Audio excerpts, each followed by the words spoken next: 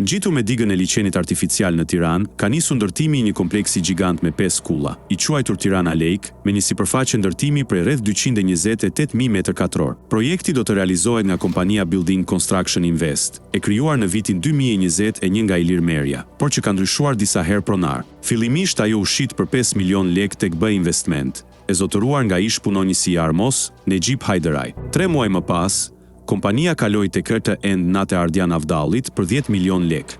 Në fund të vitit 2023, ajo ju shi shoqërisë Amar të Armand Lilos për 12.5 milion euro.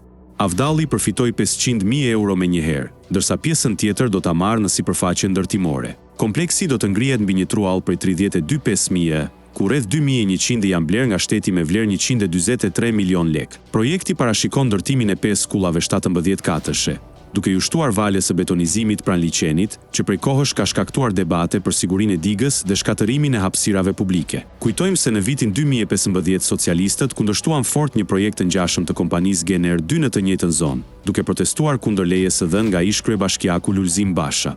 Megjithatë, gjykata e shpalli të ligjshëm projektin.